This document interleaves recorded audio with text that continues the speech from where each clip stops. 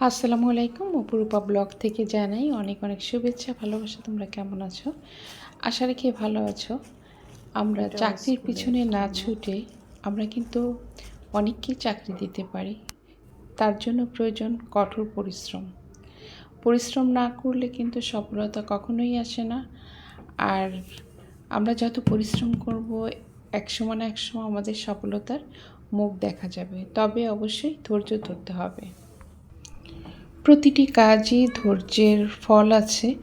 সেজন্য যদি আমরা ধৈর্য ধরে প্রত্যেকটা কাজ আমরা শিখে নিই, তাহলে কিন্তু একদিন না একদিন আল্লাহ আমাদের মুখের দিকে তাকাবে। সেদিন অনেক লোকের কর্মসংস্থানের ব্যবস্থা হবে। তা আজ আমি তোমাদের সাথে যে বিষয়গুলো শেয়ার করছি, যেহেতু আমরা নারীরা, আমরা ঘরে বসে কিছু করতে চাই। প্রত্যেকে চায় যে আমরা ঘরে বসে কিছু করব সংসারের পাশাপাশি। যেহেতু প্রত্যেকেরই সংসার আছে, আগে হচ্ছে সংসার, এরপরে হচ্ছে সব কিছু। তো সংসারের পাশাপাশি যদি আমরা কিছু করতে পারি, তাহলে তো কথাই নেই। তো বন্ধুরা, কোনো কাজ করার আগে অবশ্যই আমাদের প্রশিক্ষণ নিতে হয়। যে কোনো ভালো জায়গা থেকে আমরা ট্রেনিংটা নিয়ে নেব। বিশেষ করে বুটিক্সের কাজ যারা করে তাদের জন্য তো ফার্স্ট এই টেলারিং কাজটা, এটা তো অবশ্যই শিখতে হবে। বাকি অন্য অন্য কাজগুলো পাশাপাশি শিখতে হবে। কারণ কাটিং জানতে হবে, কাপড়ের কোয়ালিটি চিনতে হবে, সব ধরনের সব কিছু নিয়ে বুটিক্সের কাজটা যদি শেখা যায়, তাহলে আস্তে আস্তে আমরা নিজেকে একজন উদ্যোক্তা হিসাবে গড়ে তুলতে পারি।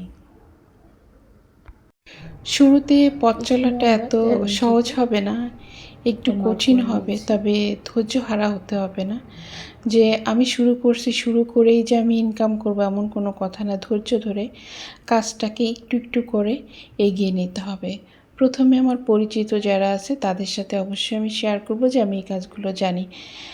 তখন তারা হয়তো 10 জনের মধ্যে একজন সাড়া দেবে। তো ওই একজনকেই ধরে রাখতে হবে। একজনকে ভালো কিছু উপহার দিতে হবে। ভালো একটা উদাহরণ দেই, যে একটা কামিজ যদি তৈরি করতে দেয়, তাহলে আমি সেই কামিজটাকে খুব সুন্দর করে বানাবো, যাতে ওই একজন 10 জনের মধ্যে একজন যেন টিকে থাকে।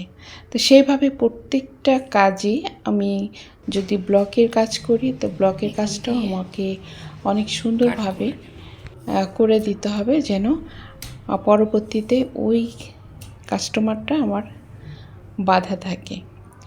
তো এভাবে তোমরা যদি ঘরে বসে কিছু করতে চাও, অবশ্যই আমি ফার্স্ট বলবো তোমরা যে কোনো কাটিং শিখতে হবে। বিশেষ করে টেইলারিং কাটিংটা শিখে নেবে। এটা কিন্তু শুধু ইনকামের জন্য না, আমার নিজের প্রয়োজনীয় অনেক চাহিদা মেটাবে। যেহেতু আমি নিজে যখন একটা ড্রেস আমি টেইলারে দেবো, 1 সপ্তাহ 10 দিন আমাদের অপেক্ষা করতে হয়। তো তখন যদি আমি নিজে কাটিং জানি, তাহলে কিন্তু আর টেলারে দেওয়া লাগলো না, আমার পছন্দ মতো ডিজাইন আমি করতে পারি। তোমাদের সময় তো অনেক ভালো। আমরা যে সময় কাজ শিখছি, আমি আমার কথাই বলি, আমি কিন্তু বিয়ের আগেই টেলারিং কাজটা আমি শিখেছি। অনেক দূরে যেয়ে, প্রায় 4 কিলোমিটার হেঁটে যেয়ে আমি এই কাজটা শিখেছি। এই কাজের জন্য কিন্তু আমি অনেক বকা খেয়েছি। এরপর আমি এই কাজটাকেই প্রথম অবস্থায়, যেহেতু আমার পার্লারও আছে, আমি ফার্স্ট কিন্তু এই কাজটা আমি যখন শুরু করি, বিশেষ করে বিয়ের পরে এই কাজটা আমি শুরু করি। ভালো লাগতো না একা একা, কত সময় রান্না বাড়া, কত সময় বাকি সময়গুলো আমি কীভাবে কাটাবো, সেই হিসাব করে আমি আমার নিজের জামাগুলো তৈরি করতাম। প্রথমে তোমরা তোমাদের জামাগুলো বিভিন্ন ডিজাইনের তৈরি করবে। হয়তো তো আশেপাশে তো অবশ্যই লোকজন, পাশের ফ্ল্যাটে। আর কাজকে সবসময় ফোকাস করতে হবে, বলতে হবে যে আমি এই কাজগুলো পারি। আর চুপচাপ বসে থাকলে কিন্তু হবে না। আর এখন তো সোশ্যাল মিডিয়ার যুগ, ফেসবুক, ইনস্টাগ্রাম, ইউটিউব, বিভিন্ন চ্যানেল, এগুলোতে দেওয়া যাচ্ছে আমার যে দক্ষতা আছে বা আমার যে অভিজ্ঞতাটা আছে, সেটাই আমি তুলে ধরব। তবে যে কাজ জানো, সবাই তো সব কাজ জানে না। যার যেটা অভিজ্ঞ, আমি মনে করি যে যেটা ভালো পারে সেটা নিয়ে কাজ করা উচিত। তো ইনশাল্লাহ আস্তে আস্তে এভাবে কাজ করলে একদিন না একদিন সফলতার মুখ অবশ্যই দেখা যাবে। আর এর জন্য প্রয়োজন ধৈর্য। ধৈর্য হারা হলে চলবে না। আমি বারবার বলি যে ধৈর্য হারা হলে চলবে না, ধৈর্য ধরতে হবে। ধৈর্য ধরলে সেটা ফলাফল ভালো আসবে।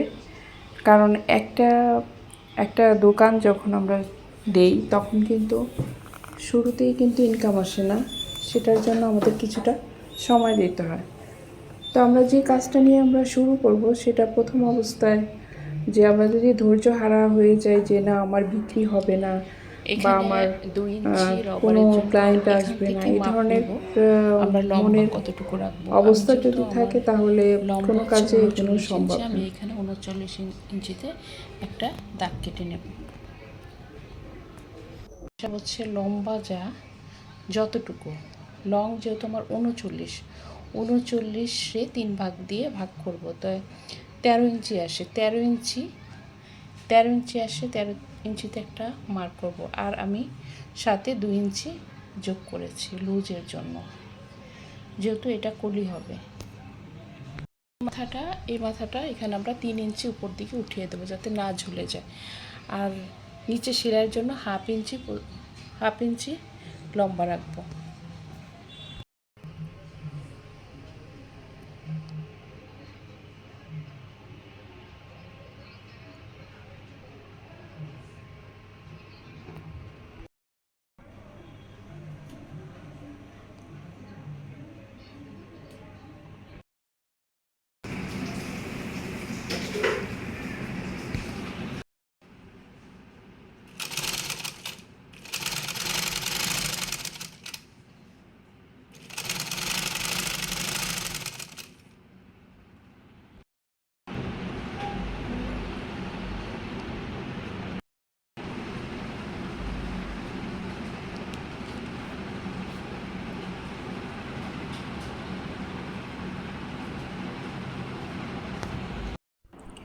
আমি কিন্তু আমার পার্লারের পাশাপাশিও কিন্তু মেশিনও রাখছি, যাতে আমার পার্লারে যে কাস্টমারগুলো আসে তারা অবশ্যই মেশিনটা তাদের চোখে পড়লেই তো, পুরানো যারা আছে তারা তো জানেই আমি কাটিংয়ের কাজ করি, আর যারা নতুন তারা তো দেখলেই বুঝে।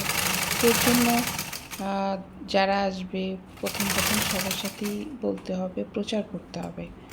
প্রচার করলেই প্রত্যেকটা ব্যবসা প্রসারিত হয়। তা আমার এই ভিডিওটি কেমন লাগলো, যদি ভালো লেগে থাকে অবশ্যই লাইক, কমেন্ট, শেয়ার, সাবস্ক্রাইব করবে। আর অলরেডি যারা সাবস্ক্রাইব করেছে তাদেরকে অসংখ্য ধন্যবাদ। তাহলে বন্ধুরা দেখতে থাক।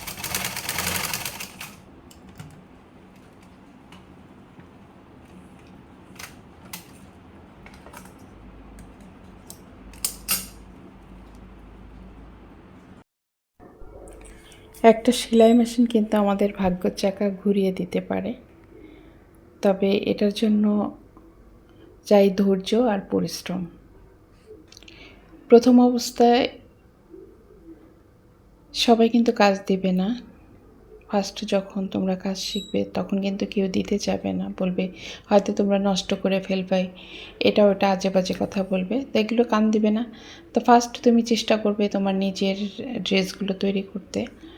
একটু যদিও লস হয় তাও ভালো। প্রথমে নিজের ড্রেসগুলো তৈরি করবে, তৈরি করে দেখাবে যে আমি আমার নিজের ড্রেসগুলো তৈরি করছি। তো এভাবে দেখালে মানুষের প্রতি মানুষের একটা বিশ্বাস স্থাপনা হবে।